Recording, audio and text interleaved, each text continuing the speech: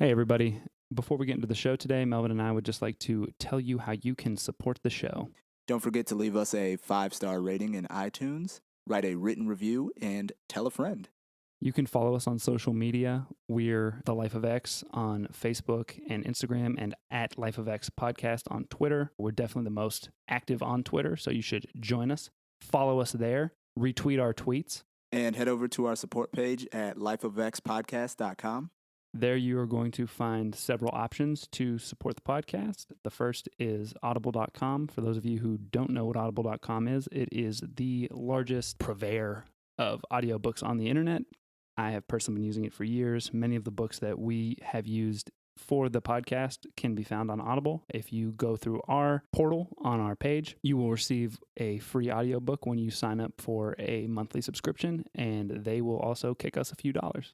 You can also support us by going through our portal to Amazon. If you do that, any purchases that you make, we'll get a small kickback. We've also added a featured book page to the website. Any of you who are interested in actually purchasing the books that we've used, many of which are fantastic books, you can go through there, and that will route you through our Amazon portal to the Amazon page where you can purchase the books. And so, again, we get a few cents off each purchase. Additionally, we've set up a Patreon page, and for those of you who are unaware of what that is, it is a service wherein patrons can pledge a certain amount of money per episode. So every time Melvin and I release an episode, you would send us $1, $2, whatever you can. We would appreciate anything. We have goals set up. We have different tiers so that we can also reciprocate your generosity. All your dollars help. That's right. But again, we would just like to say that the most important thing that you can do is rate, review, and tell a friend. Help get our name out there. All right. Enjoy the show.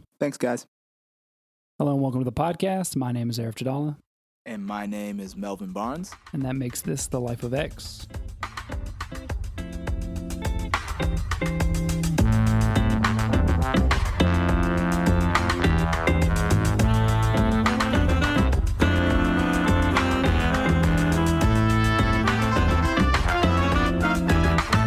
Steve Jobs, Part 3. Thank you for hanging in there. So we're back with food. We are. Anything new, Melvin, this week? we're back at what, another hour later? Yeah. A little bit of food in our bellies, ready to go, ready to finish strong here or get close to finishing. Yeah, we're probably not going to finish. But we're going to finish this section. All right, let's get it. Let's get back into Steve. All right, so when we last left Steve, they had just launched the Apple II. Mike Markkula was there as an investor. Apple was a legit company. They had employees. Steve was standing in toilets. The rocket ship seems to be just going straight up, baby. Going straight up. Now, one thing about Mike Markkula, did not like confrontation, but he recognized that someone needed to confront Jobs. Right. If you're going to work with Steve Jobs, you need somebody that can, how do you say, keep him under control. Go round for round. In. And that's where Mike Scott comes in, a.k.a. Scotty. Beam me up, Scotty. This guy is brought in pretty much to manage Jobs, and he's good at it. I mean, Scotty, unlike Markkula, is not averse to confrontation. And this really comes out in one particular issue that they have over at Apple Corp, where they need to basically rank. They need name tags. They're getting like ID numbers. ID. And so these are supposed to correspond also with like the payroll system. And, you know, Steve being Steve insists. I got to be number one, bro. I got to be number one. And Scotty, who had been, you know, he was the new president of Apple. He knows that Steve's got this massive ego. Yeah, so he did this completely on purpose and put Wozniak first, just because he knew it would drive Jobs nuts. And so Jobs' thing was, you know, fine, I'll be number 0 then. Right. And they kind of met in the middle on that one. But they just made that up to just like placate him, right? Just through a 0. But also the other interesting part about this is like for payroll purposes and things like that, he was not 0. Yeah, he was still number 2. And another thing too is just like it's funny because the two of them like really went hard at each other. It was not all like roses and sunshine between the two of them. But they got along fairly well. And one of Jobs' like main the way he preferred to like communicate with people, especially about business and that sort of stuff, is go on these long walks. And you know, Scott, who was kind of overweight and that sort of stuff, he would go on these walks with Jobs. And one incident that Isaacson talks about in the book that I thought was funny, he was, you know, talking to Jobs about like, you got to do this, and this in terms of like being a better leader and like calming down. And they more or less left it that Jobs would do those things if Scotty agreed to try to lose some weight. Oh, God. Oh, my God. Yeah. All right. So before we go too much further here, I think it's important that we touch on kind of Jobs' personal life, what's going on with him around this time. And, his old high school fling, waiting in the shadows, still around. Yeah. I mean, we've talked a lot about Apple, and obviously it's an important part of Steve's life. And so it's appropriate that we've done so, but we're probably going to jump back and forth a little bit more in this episode and in the last episode than we have been, because we don't want to get too far ahead of ourselves in one than the other. So we're going to circle back real quick to Steve's personal life. And like Melvin said, we're going to talk about Chris Ann again. If you don't remember, Chris Ann had been Steve's girlfriend in high school, and then they had kind of been on again, off again in college. I don't actually know if she attended Reed College, but she was up there and she was on Freeland's farm and commune or whatever it is. But she ends up moving back to the Valley, and they get together, and she actually, through Jobs, meets Kobun Chino and starts going to his Zen center and doing all that sort of thing, and eventually moves in with Jobs and Kotke, who were renting a house together, which is like another weird, I don't know if weird is the right word, but different thing. Like, I'm so fascinated by Jobs' like relationship thing. By this point, he definitely could have afforded to have his own place, but he chose to have these friends, quote unquote friends, around him at all times, or not at all times, but like he chose to live with these people, and we'll see that he didn't actually place a very high value on friendship. So I don't know. It's curious to me. But anyway, Chris Ann ends up moving in with Jobs and Kotke, and she actually gets pregnant. And Jobs, who had been abandoned as a baby and then adopted, he'd really learned from Paul Jobs at how to be a great father, and he was ready to take on the mantle of fatherhood. Now, if you can't pick up on the sarcasm that is, I don't know what you're talking about. That is emanating from Arif's voice. Let me clean a little bit of this up for you. Jobs did not take to his child. Initially, he actually accused Chris Ann of sleeping around and believed that the child was not his. So he has this beautiful baby girl, and he kind of responds in the same way that his father did. And through the those first moments of this child's life, Jobs wasn't there. Here's the thing. It's so much worse than that. Because first of all, Jobs knew for a fact that Chris Ann wasn't sleeping with anyone else. He knew it was his baby. Yeah. All right. And he just wasn't interested in being a dad. So he just thought that if I just ignore this, it'll go away. And let's get into the issue of the paternity test. Well, here's another. Let's get into some other issues first. He all the while is claiming to anyone who knew about this pregnancy. He kept it under wraps as much as he could. He didn't tell anyone at Apple about this. But anyone who knew about it, he maintained that it wasn't his child. Then he turns and tells Chris Ann that she should get an abortion. So apparently, Jobs is out here advocating for the abortion of someone else's child. What are we doing, Steve? Yeah, that's heavy stuff. So, long story short, the baby is not aborted. But Jobs treats her so badly that she ends up leaving the house and going back to the All One farm to have the baby there.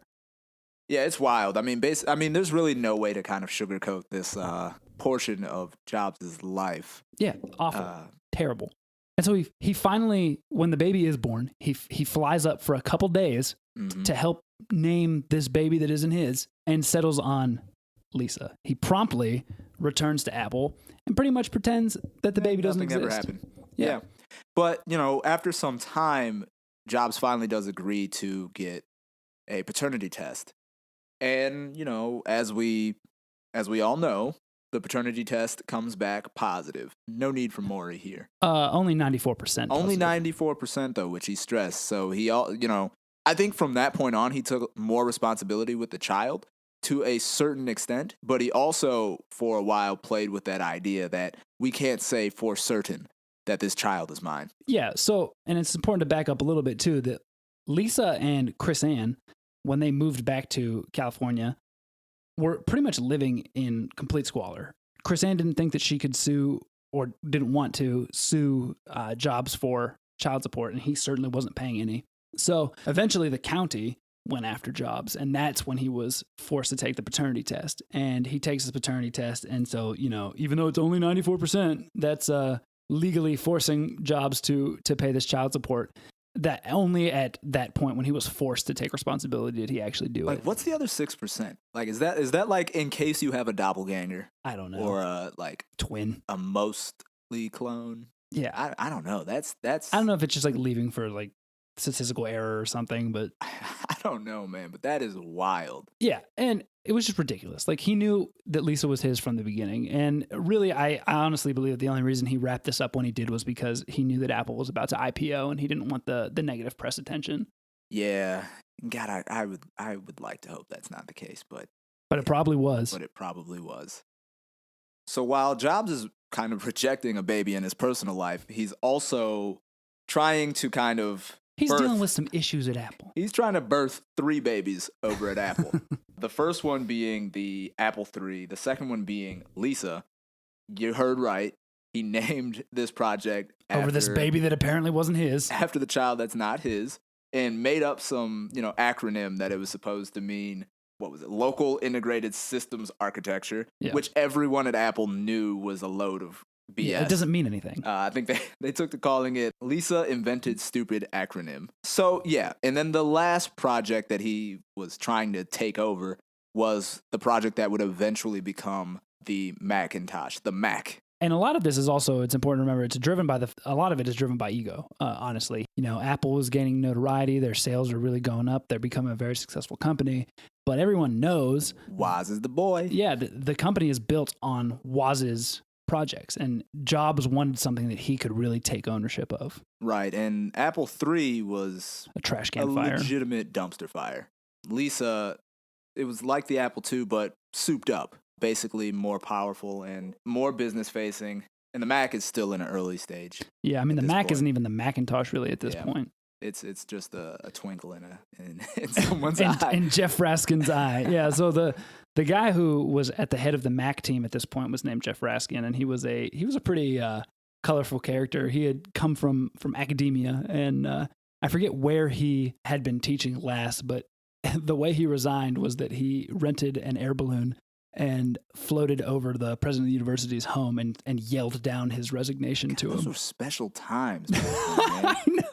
If I ever lose an academic job, I got to remember, that's how I need to resign. You need to do it the balloon method. Right. So the thing that Jeff Raskin had that was really special was he had inside knowledge about what was going on over at Xerox PARC. Yeah, and this, what would become the Mac was really Raskin's baby. He envisioned a very cheap, not necessarily in quality, but sort of in quality too. Affordable. In order to hit a certain price point that would be able to truly be a computer for the masses. And he sort of envisioned it like the Apple II, but completely self-contained with the computer, the keyboard, monitor, and software all together in one thing. And the thing that would really set it apart was a graphical user interface. And for those of you who don't know what that means... And you know what it is, though. Yeah, you know what it is. Look at a computer, you're looking at one. The fact that you can, click on an icon or, a visual representation of a folder to open a folder on a computer, that is what a graphical user interface is. So, short aside, I want you to, for the younger listeners out there, I want you to imagine a world where you don't have something like Windows or... Point and click. You have to navigate the computer by some other means. Just a keyboard. The keyboard. A lot of... you got a blinking little dash sign waiting for you to type. Type in. What number do I need to put in to get to where I need to go? So imagine that world, and then imagine being on the cusp of a new world where dude, we can make something where you can have visual representations. All you have to do, move the mouse, click, bam, open a program. Yeah. And this stuff was going on at Xerox PARC. And what PARC is an acronym for Palo Alto Research Center.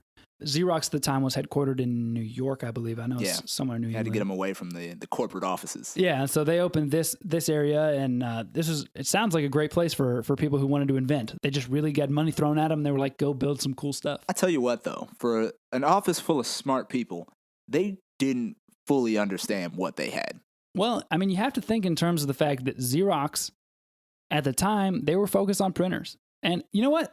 They made a lot of money. We do a great job with printers, man. Yeah, and I mean, they really did. They did a great job. I mean, people still Xerox is still making a lot of money selling printers and stuff. But had they realized what they had, they may have been the kings of the computer industry, period. Right. And this kind of sets the stage for what I think a lot of people consider to be the greatest heist in like computing history. Maybe besides business history. Second only to Woz and Jobs breaking in and stealing that manual. Yeah.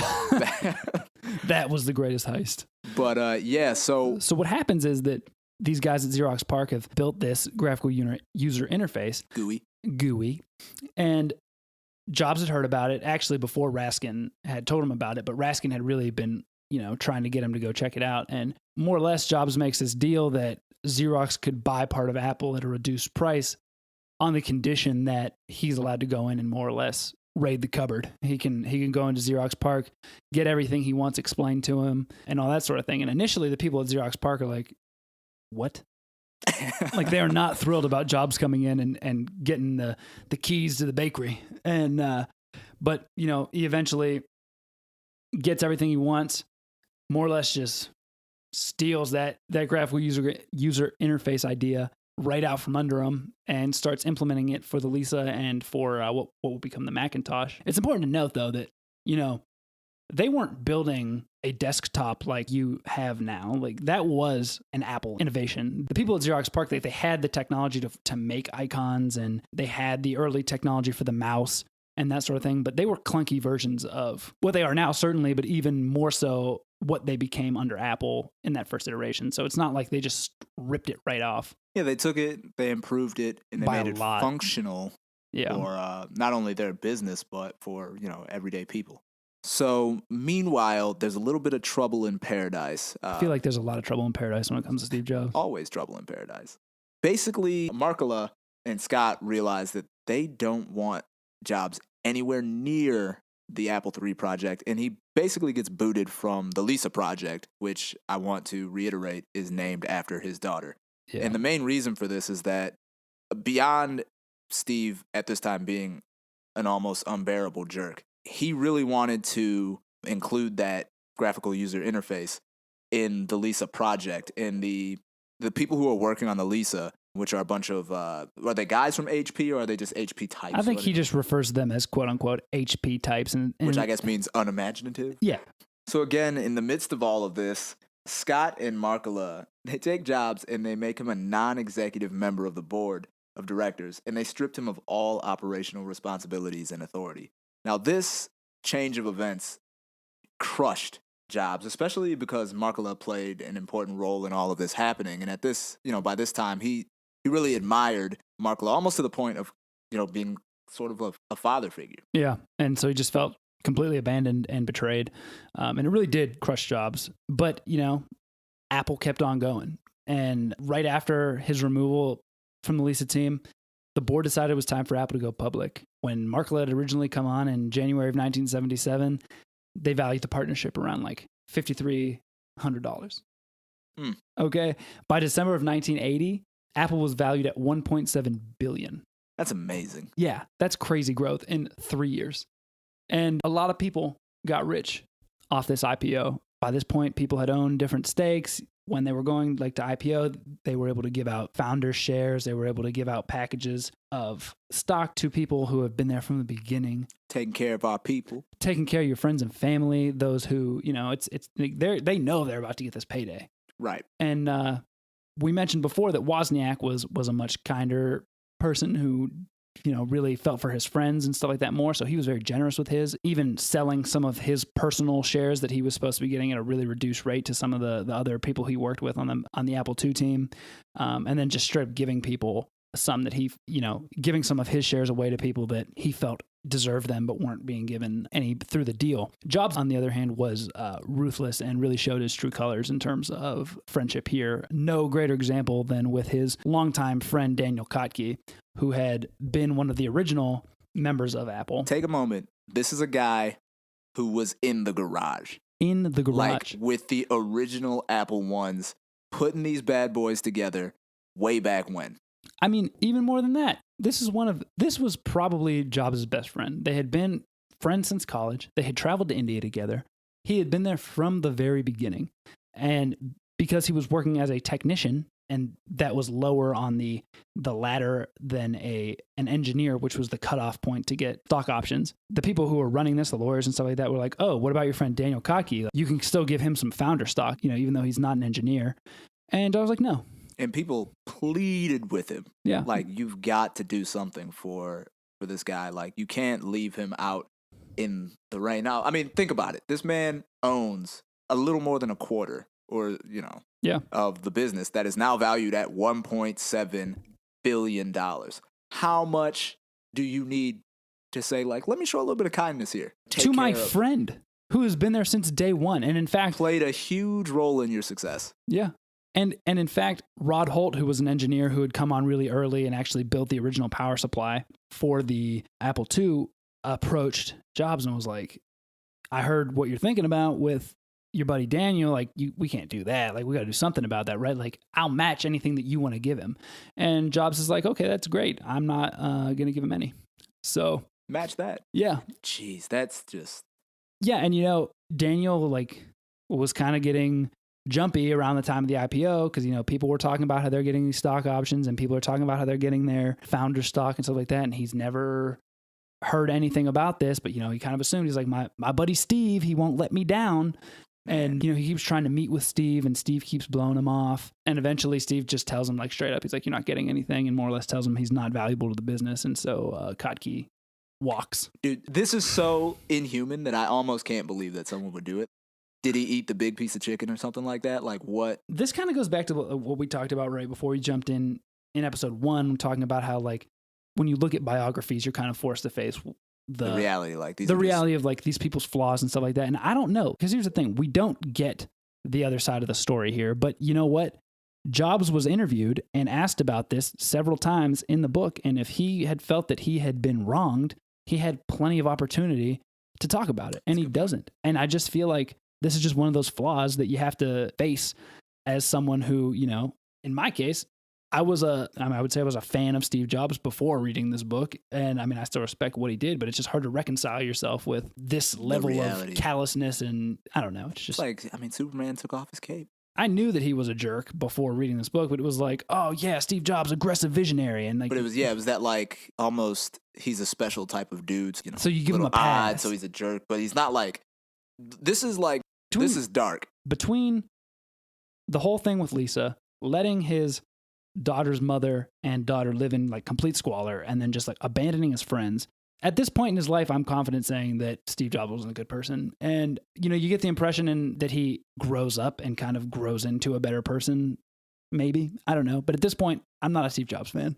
But in terms of Daniel Kottke, he left Apple. But, of course, Wozniak gave him some of his own stock, so he didn't leave completely empty-handed. Apple went public on the morning of December 12th, 1980. The stock price started at $22 a share, shot up to $39 a share at one point before settling down at $29. At the end of the day, when the closing bell rang, Steve Jobs, at 25 years old, was worth $256 million. Woo-woo. Yeah.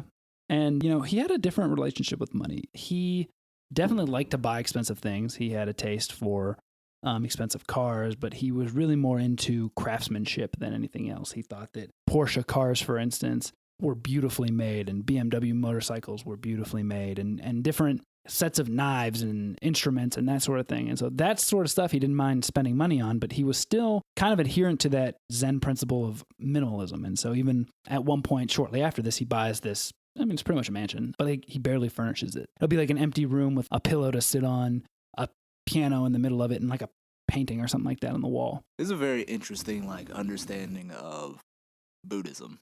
Yeah.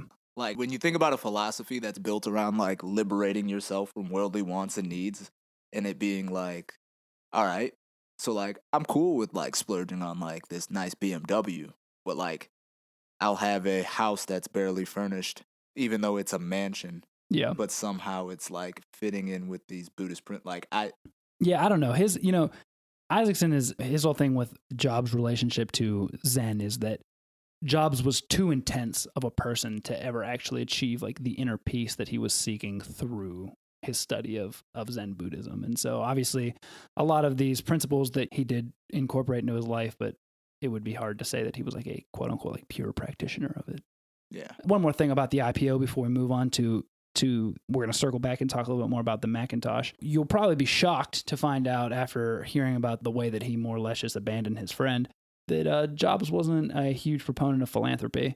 Even with all this money, he had set up a foundation briefly, but quickly grew tired of trying to bother with it, and he just never really gave to charity. The biggest gift he gave was to his parents, and he gave them $750,000 worth of stock, which today would be worth around $2.4 million. They paid off their mortgage on that Los Altos home that they'd lived in since Jobs was in high school, but they never really upped their lifestyle. One of their big splurges was they took an annual cruise. So at this point in time, Jobs has kind of been forced into the shadows of the Apple Corporation. I mean, haunting the halls. A lot of people don't really want him around, or anybody.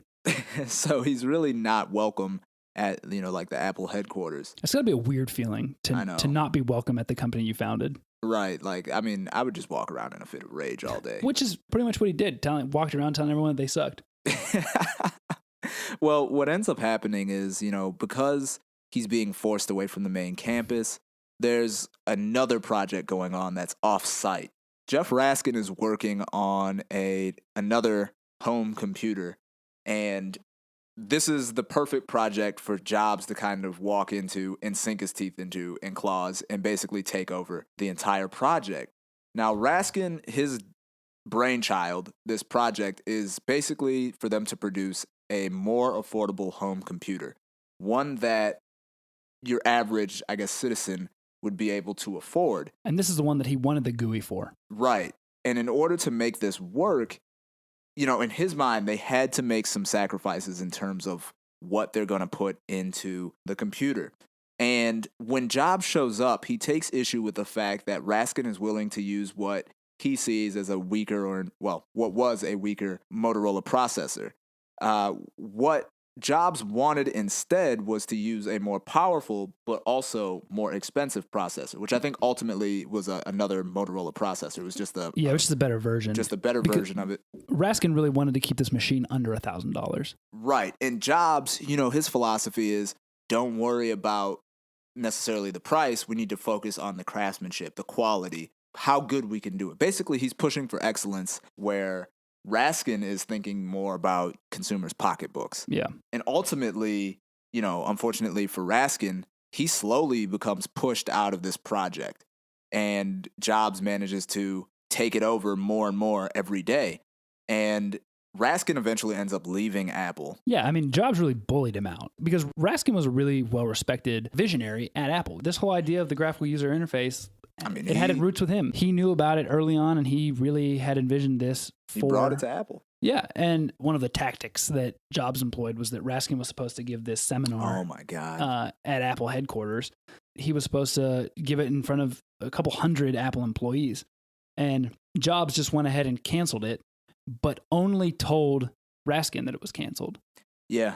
So he was trying to make Raskin look like, he just flaked out on this seminar where like hundreds of people were waiting to hear him talk. Raskin happened to walk by the room that he was supposed to be in a little late. And, a lot of people had left, but he still ended up giving a version of that talk. But he was furious when he found out. One thing that's crazy is these are two guys on the same team. That is, again, unimaginable if you're a decent red-blooded individual. Yeah, but we'll see that never stops Jobs at all, being on the same team. He doesn't care about that at all.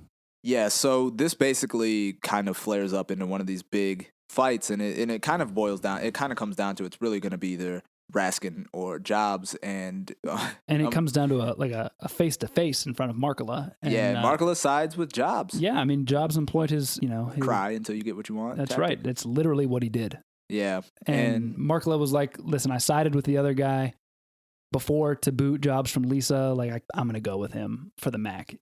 Yeah. And unfortunately for Raskin, he ends up taking his project and going over to Canon, and he produces what they term the Canon Cat, which was not very good.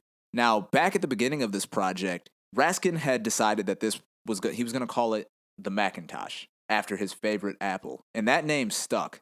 So this is where we kind of get that first glimpse at the Mac. And that name is funny because Jobs originally, when he took over from Raskin, he tried to wipe the slate clean and change the name of the Macintosh to the Bicycle. Oh my God. Yeah. And people were like, nah, that name is stupid. So they just kept calling it the Mac, and so it stuck. But now that he had control of the Macintosh team, he's ready to go. He was fired up. He had the vision. He was like, this GUI is the way forward for computers. I have the ability to build a computer for the people, and this could be the next huge thing out of Apple. What he needed now was he needed a team. And so he decided that I'm just going to go around Apple and start taking the best people from all these other departments and their projects, screw them. And like, it's funny because he didn't care at all about what else they were doing. And so there were a lot of talented developers. And so he would just go over to them and be like, hey, I heard you were good. Are you good or are you garbage? And like these people were like, oh my gosh, this is the founder of the company. I don't know what to say. And he'd be like, you work for me now. And just like walk off. Just strong arm and like take over. Yeah. And like there was one guy who was working on writing software. I wish I remember the guy's name. Isaacson talks about like he's working on the software. And like this is at a time where you don't just save as real quick to make sure that you've got everything that you've been working on. And Jobs is like, what are you doing? And he's like, I'm writing this or whatever. And he's like, you work for me now. And the guy's like, okay, just let me finish. And Jobs unplugs the computer. And this is the most mafia boss thing that I've ever heard in my life. Yeah. That being said, I mean, it worked. Like Jobs ends up with, a lot of Apple's top talent. He even tries to get Woz to come and work with him, but Woz was happy where he was working on the Apple II. And so Jobs kind of gets his band of rebellious computer programmers over at their offsite headquarters. And it's painted as kind of like a rebellious area. They always have like music blaring, and it's kind of like I don't want to call it a party atmosphere because they definitely were working really hard, but it was definitely a different atmosphere than at Apple's main headquarters. So one other thing, before we move on, that's interesting about this is that this is really, I think, where we start to see the sort of hallmark of Apple products, in that they're very, a simple design, but it's kind of fully produced. Like the user doesn't have to create or do a lot. Like it's all kind of there for you already. And that was one of the things that Jobs wanted to make sure was baked into. That was his big thing. Yeah. That was his big thing. Honestly, he and Woz got into that over the Apple I because Woz wanted to leave all kinds of extra ports and slots and stuff so that people could, make it what they wanted. And Jobs was like, no, end to end. End to end. It is what it is. And nothing that's the thing. More, nothing less. And look at any Apple product that you see today. It's still end to end. Yeah. You need to replace a battery. You need a new phone. Right. Oh, man. Yeah. So right around the time that he takes over Mac, he also takes great pleasure in helping Markkula unseat Scotty, who had some health problems, but was also kind of becoming more like Jobs in the way that his management style. I don't really know exactly what happened that sort of like made that shift happen, but he was becoming more harsh, and like there had been some layoffs and stuff, and he had just done it in an extremely harsh way, and it was just kind of becoming clear that it was time for Scotty to go as the president. And so Jobs helped Markkula unseat him, and so now you have Markkula, who is pretty much acting president and is a giant pushover. So in effect, Jobs got to do whatever he wanted, even though he wasn't technically in charge, but he might as well have been. He was pulling the strings. So by the end of 1983, the picture for Apple was starting to look very different. Jobs has retaken the helm. He's retaken the helm. He's back, making moves. But also, the company is facing more competition from their competitors, namely IBM. The year before, Apple had sold 279,000 Apple IIs. This compared to only 240,000 IBM PCs, or clones, as some of us might like to call them. But by the end of 1983, the figure was looking starkly different. Apple had sold 420,000 Apple IIs, while IBM had sold 1.3 million computers. So things aren't looking particularly good for Apple at this point in time. And in fact, Business Week ran a story in that, the headline or the main point of the story was personal computers, and they determined the winner to be IBM. Also, at this point, Apple's project they had launched since Apple II, the Apple III and the Lisa, were both flops. So it was like, what have you done for me lately?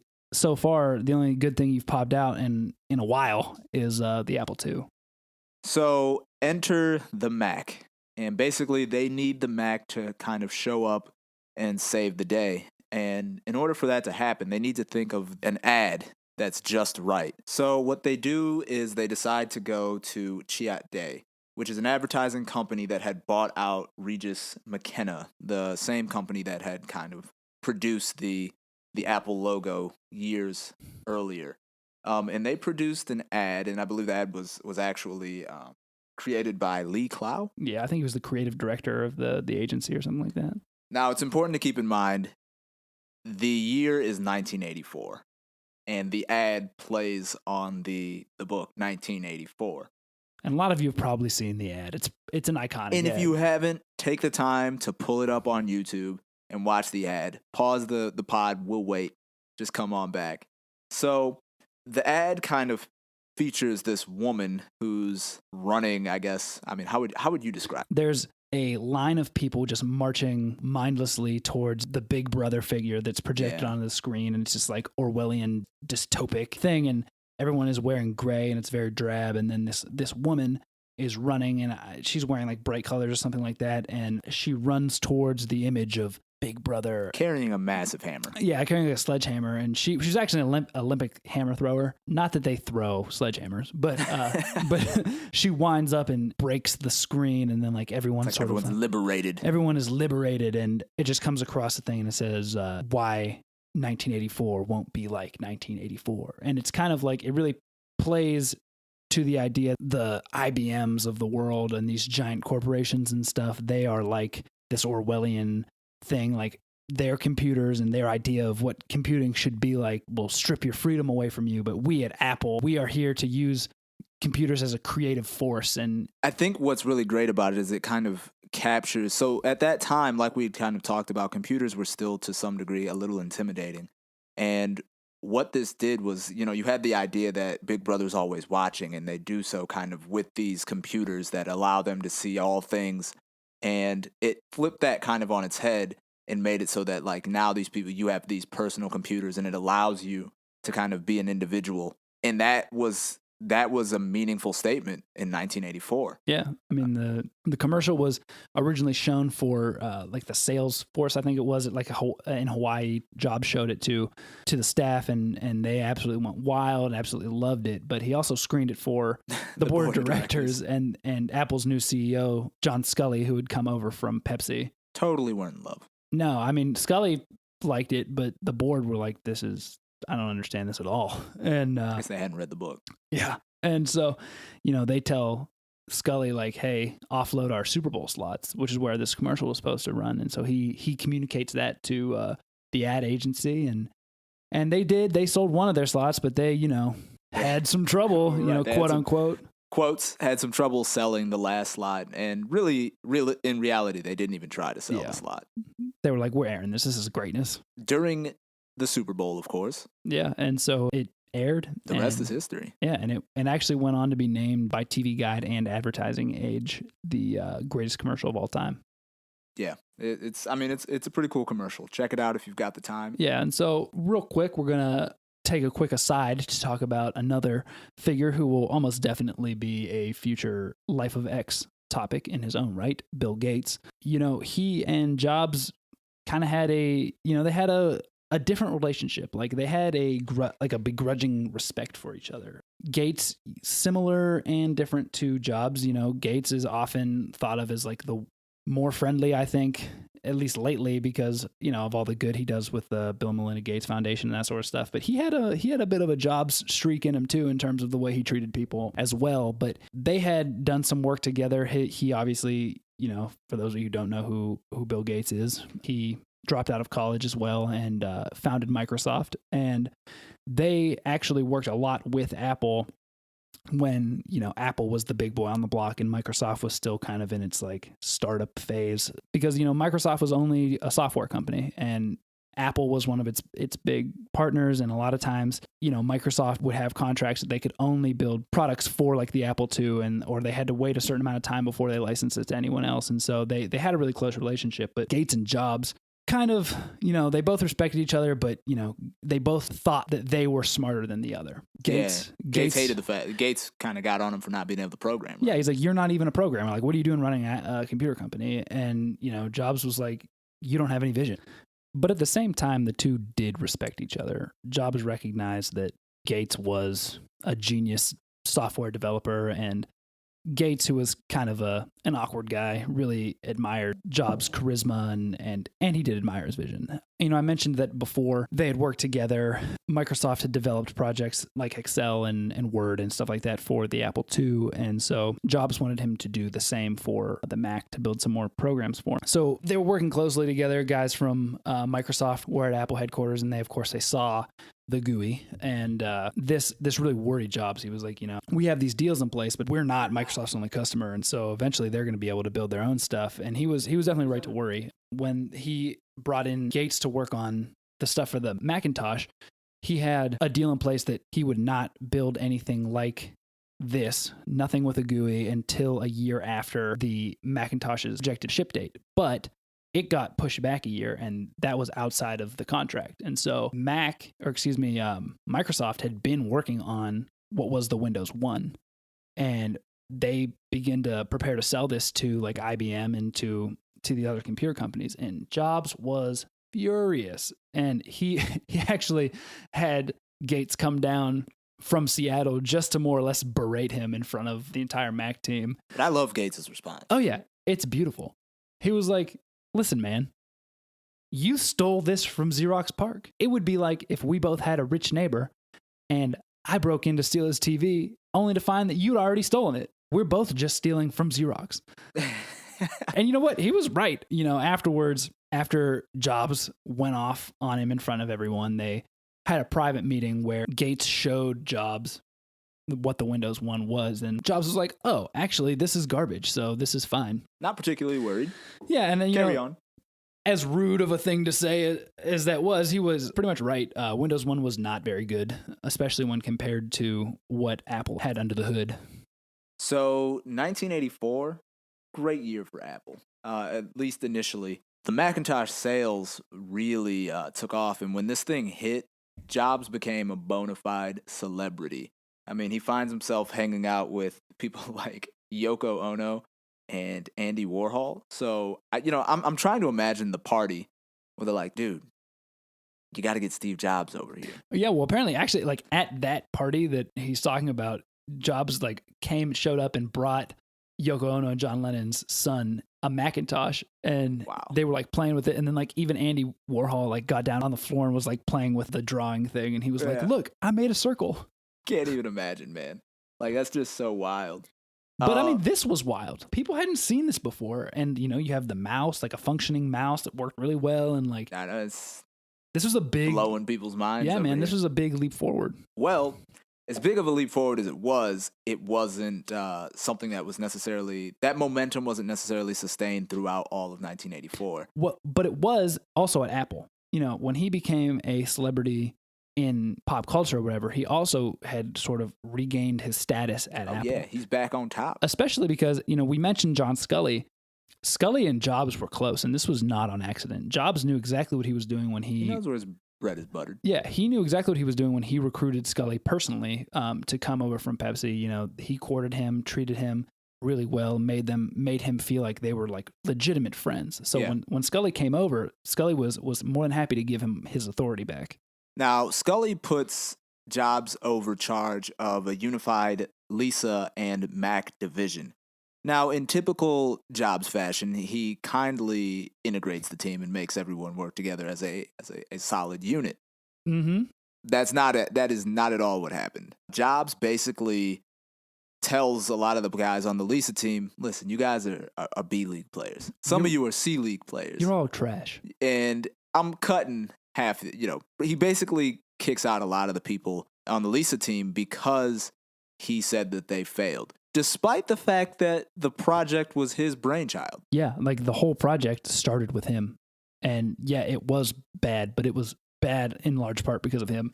Right. I mean, you can't ignore the leadership when you get the end product.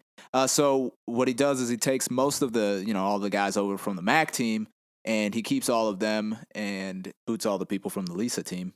Yeah, and he really just dismisses them in a rude fashion. He was basking in the glory of Mac's success, and it did have some initial success, but it quickly became apparent that that success was not going to last, and it really started to taper off in the third quarter of 1984. The Mac, as dazzling as it was, had a fundamental problem. It was slow and it was underpowered. And it also lacked an internal hard disk, meaning that, and I don't know if any of you in the audience will remember this, but I'm sure you will, the old 4.5-inch floppies. I remember them. Yeah. So that lack of a hard disk meant that you would need a seemingly endless supply of those to copy any sort of data of any size whatsoever. So, Apple was starting to feel the effects of these missteps in the Mac, and so Jobs makes a real desperation play, and he takes the leftover Lisa units, which were no longer selling, that were more high powered and had more memory and internal hard disk, and he puts a more or less like a Macintosh emulator on them and tries to sell them as the Macintosh XL, which was a giant flop. It was not well done. And then, in 1985, a year after their incredible 1984 Super Bowl commercial, they have another misstep in the form of the Lemmings commercial, which you can feel free to YouTube that. It is it's kind of dark. There's like a bunch of, they try to play on the whole Big Brother drab type deal again, except there's no positive message in this one. They just have a bunch of people in suits walking off a cliff to their deaths. So not great, but they went forward with it, and there was a media firestorm, unsurprisingly. And to make matters worse, by this point in time, engineers are starting to leave Apple because, the work environment had become toxic, really, to say the least. And the most important of these engineers to actually walk away was the guy who started it all and drove that early success, Woz himself. Yeah. A lot of the engineers were becoming disenchanted, and Woz was definitely one of them. He had been playing his role as a mid-level engineer on the Apple II division, which is all he ever wanted to be. He absolutely hated the idea of himself ever becoming a manager or in any sort of leadership role. And so he stayed there, but he did get really annoyed by the fact that he felt that Apple II, which was really the main cash cow for Apple for a long time, was often overlooked and not really given the credit that it was due. He also wanted to go back and finish his degree at Berkeley. And so he just decided to quietly step away from the company. And so he didn't tell Steve really or Markula up until the point that he was about to leave, and Apple and Woz should have come to a very amicable split, and they could have. Woz decided that he was going to stay on part-time, and he would represent Apple at trade shows and that sort of thing. He just wasn't going to have a hands-on role with the team. When asked about why he was leaving by journalists, Woz, who could never lie, was honest about what was going on there and what he kind of felt were some of the flaws in the company, which Jobs really took as direct criticism, and he, was offended that Wozniak never approached him personally about why he was leaving and that sort of thing. And so Woz was leaving to go and work on a universal remote company that he had started, and he wanted to use the same design firm that Apple used. And in quite possibly the pettiest move that I've heard of in a while, Jobs invokes this part of the contract that he had with the company called Frog Design, that they could block them from working with anyone else. And Jobs was, he was like, Woz has to go out and do this stuff on his own. He can't lean on his Apple connections. Right. And, as bad as this is, things kind of got worse at Apple Corp as well, because Jobs decides someone else needs to go as well. And this someone else is John Sculley.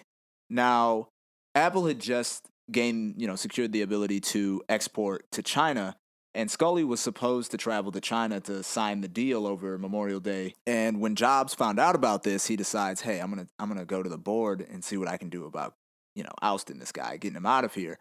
And I think the main issue was just, something as small as he just didn't like Sculley's management style. Well, that, and also that Sculley didn't like his management style. And although they had been, friends, sort of, I don't think Jobs ever actually viewed him as a friend, but they'd gotten along well. Sculley was a very polite and professional guy, and he hated the way that Jobs managed people. And so he actually suggested that Jobs leave the division that he was running to head up the Apple Labs, which is like the R&D wing. Mm-hmm. And Jobs was like, oh no, it's time for you to go. Yeah, I mean, you had basically one guy that got things done by being very nice to people and warming them up with honey, and then you've got another guy who, beat them over the head with a bat. wasn't able to connect with people in that manner. Well, when Sculley found out about Jobs' plan, he's like, oh, no, ain't gonna be me. And he meets Jobs at the board, right?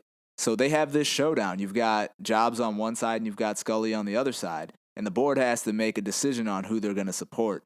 And to Jobs' shock and dismay, they chose to support Sculley in this clash.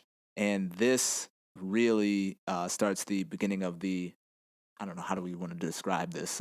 This was the end, dude. The beginning of the short end for Jobs at Apple. Yeah, I mean, until the resurrection. But I mean, yeah, but like real quick, just to back up, possibly my favorite part of this whole episode is that at one point, Jobs has a one-on-one with Sculley, and he's trying to talk him out of this whole idea that he shouldn't be running the Mac and, the Mac division and that sort of thing.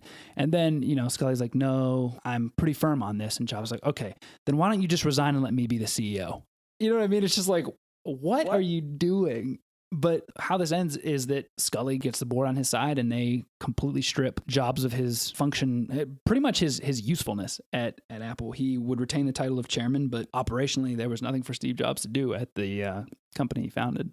Man, that's wild. We to found the company, basically force a lot of your friends and the people that you had founded the company with out, and then to find yourself on the outside looking in. Crazy. Yeah. I mean, it's not even like one of those like situations that you hear of like these like hostile takeovers where the founder gets booted because of, and like it's this huge like shock or whatever. Like this was largely, I mean, in retrospect, obviously hindsight is 20/20, but it's kind of like the writing's on the wall. Like you are not a good manager and you're a jerk and like no one likes to work for you. Of course they're going to remove you. Yeah. I mean, it seems like with him being removed, it was accompanied by a sigh of relief. Yeah, like the rest of the company. The atmosphere at Apple was toxic by that point, and he needed to go. Yeah. That's a good place for us to wrap on this episode. When we come back for the fourth installment of fourth and final, we promise. Hopefully. No, it will be the final. But when we come back, we'll talk about what's next in Steve's life, the companies he founds, and his return, and through the end of his life. So thank you guys for tuning in, and we will catch you next week. See ya. Hey, before we take off, I just want to remind you guys how you can support the show. First, you can rate, review, and tell a friend, and also follow us on social media. Especially Twitter. We're at the Life of X Podcast. Additionally, you can head over to lifeofxpodcast.com/support, where you will find portals to audible.com, amazon.com, and patreon.com. For those of you who are unfamiliar, Audible is a gigantic and wonderful audiobook website. You can receive a free audiobook when you sign up through our website. You go through our Amazon portal. Any purchases that you make, Amazon kicks us a small percentage of that. And finally, you can head over to our Patreon page where you can sign up to make a contribution to the show on a per episode basis. We appreciate your support. Thank you.